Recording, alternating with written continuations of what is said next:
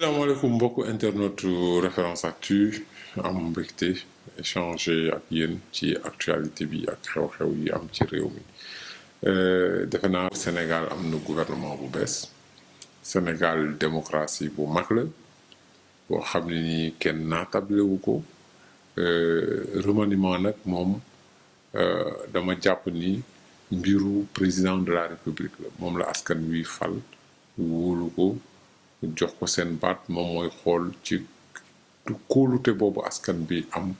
ñan la wóolu mu jël ci liñ ko dénk mu ku nekk mu pàcc ci dénk la ci benn pàcc nii moom moo génn ci li nga xam ne nii ñu war ko mën a lire mooy président ci doctrine de gouvernement am doctrine politique depuis mu falu nekkul koo xam ne nii dafa nekk ci exercice solitaire du pouvoir dafa nekk koo xam ne nii dafa am un modèle achevé d'ouverture du gouvernement inclusif boo xoolee coalition politique bu yaatu moo ko indi au pouvoir la ñëwee au pouvoir coalition politique boobu segment yi gën a important ci coalition boobu ba léegi juróom-ñetti at ñu ngi ak moom ñoom la jeexalee mandat bi ñoom la utee deuxième mandat n'empêche mu ngi doon continuer pour yokk base sociale u régime am ubbeeku ñu mel ni ñi nga xam ne nii mooy ancien frère am yi nga xam ne nii ñooy nekkoon ci famille libérale bi du PDS nga xam ne nii président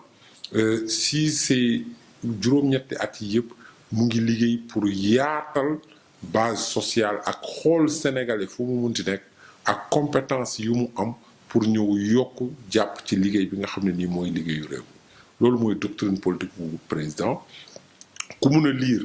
président loolu la wax slogan boobu mu waxoon la patrie avant le parti ci loolu la nekk loolu la ñëwee au pouvoir loolu la doxalee juróom-ñetti at yi te loolu au quotidien lay wone di continuer di dox loolu je pense que élément bu am solo la en termes de lecture bi nga xam ne nii tey force yi gën a am solo ci opposition bi ñëw nañ ànd ak moom je pense que loolu li ci gën a am solo muy un événement politique important marquant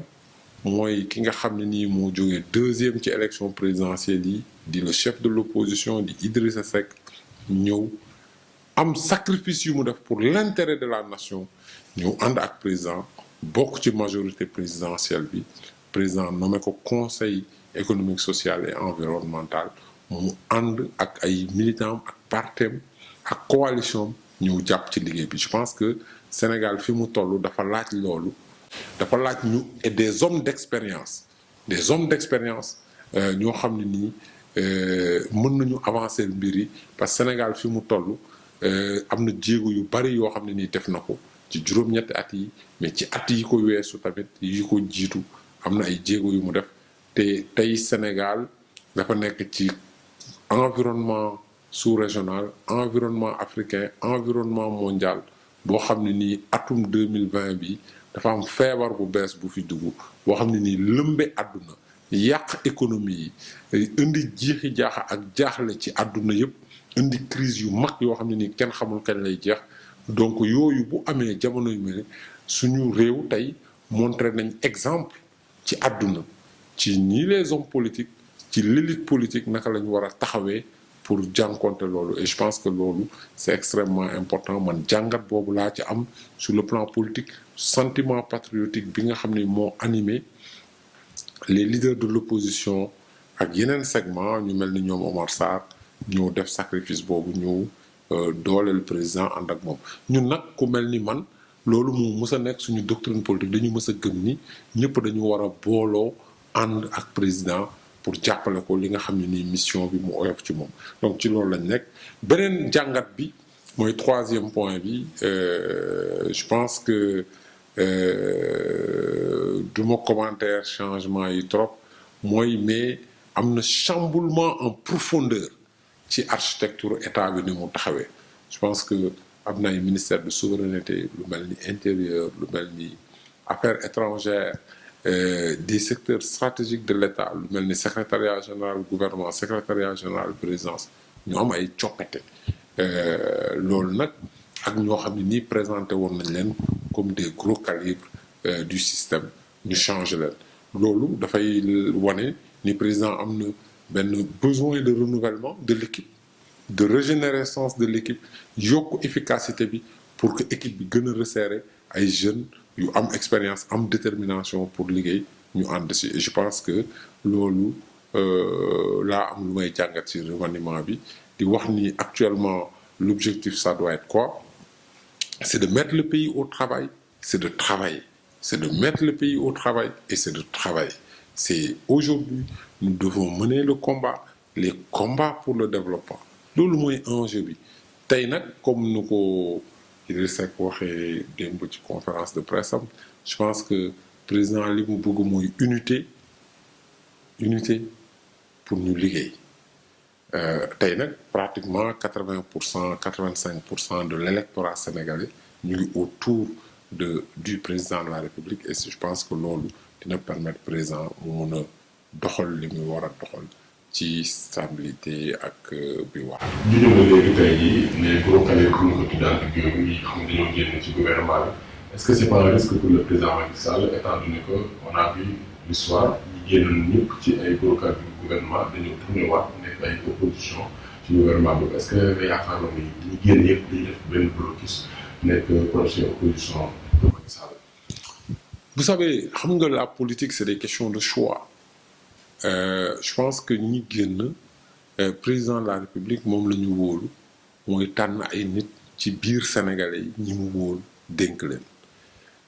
bu demee ba jamono mu jàpp ni ñooñu war na leen soppi tànn yeneen sénégalais ñu wuutu leen jàppale ko ci liggéey bi daf koy def donc président ci paramètres yi mu yor ci la defee changement yi maintenant le compagnonnage politique évidemment si les gens sont engagés pour la cause pour l'idéal bi nga xam ne nii président moom la nekk di doxal avec conviction je pense que seen position tey ci gouvernement du loolu mooy déterminer seen posture politique mais demain dina leen wóolu ci yeneen pàcc woo leen ci yeneen pàcc je pense que loolu su fekkee ni am nañ seen engagement c'était sincère seen gëm nañ président gëm nañ li mu teg évidemment il n'y a pas de problème pour qu'il se retrouve demain dans l'opposition bu fekkee ne nag évidemment que le président ñoom bi ñuy ànd ak moom alliance bi loolu kese la woon écoute le combat politique s'ils ont des ambitions moi il n'y a pas de délit d'ambition dans ce pays ils sont libres d'avoir des ambitions mais évidemment aujourd'hui bu fekkee ne am na ñoo xam ne ni ñoo xam ambition lañ bah la voie est tracée pour que ñu liggéey seen ambition boobu dem ci àll bi uti ay nit uti ay militants organisé wu pour uti li nga xam ne nii moom mooy seen objectif politique man ça je n'ai pas de problème par rapport à cela je ne crains pas si fekkee ni ci ñi génn dañu am envie de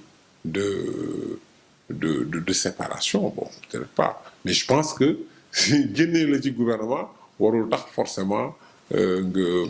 nga nekk dans des postures de rébellion ou de séparation en tout état de cause sans les caractériser parce que c'est des gens qui ont eu un temps de compagnonnage avec le président et je pense que war nañ xoolaat bu baax a baax seen taxawaay demain balaa ñuy dugg ci yenn yoo xam ne nii da leen di gaañ. Comme exemple l'ancien ministre Abdoul Mbaye. Non mais vous savez xam nga politique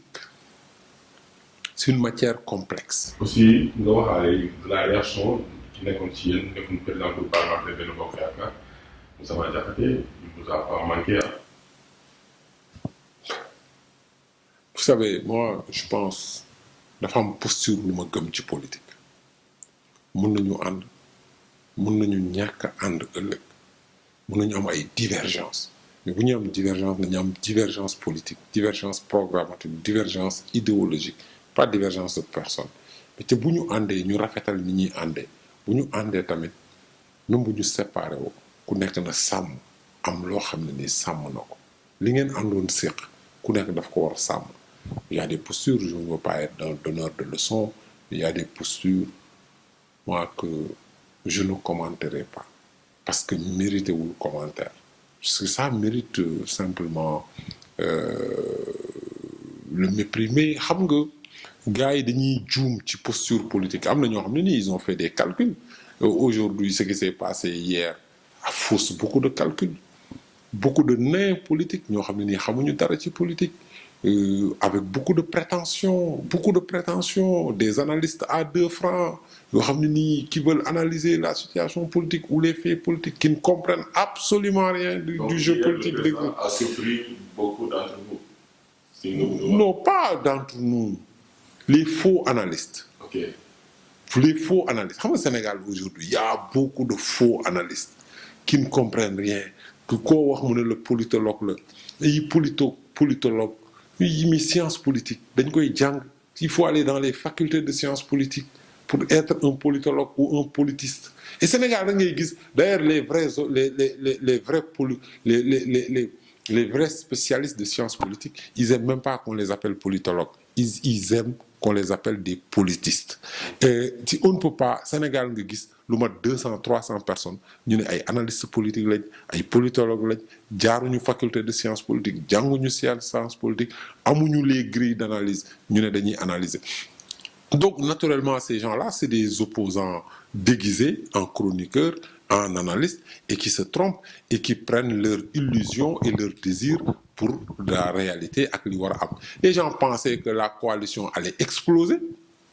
La coalition au pouvoir allait exploser. Ils prédisent depuis des années la chute du président. Ils souhaitent la chute du président. Et chaque jour, le camp du président se renforce davantage. La coalition du président se renforce davantage, s'élargit. Ils sont déçus, naturellement, ces gens-là. Parce qu'ils étaient dans des calculs pour affaiblir, pour se repositionner dans l'opposition, pour essayer d'être dans une position de conquête du pouvoir en 2024. Et évidemment, le coup de maître que le président a posé hier, annihile beaucoup d'ambition, beaucoup de prétentions, beaucoup de ñoo xam ne nii dañu trahiroon déjà en essayant que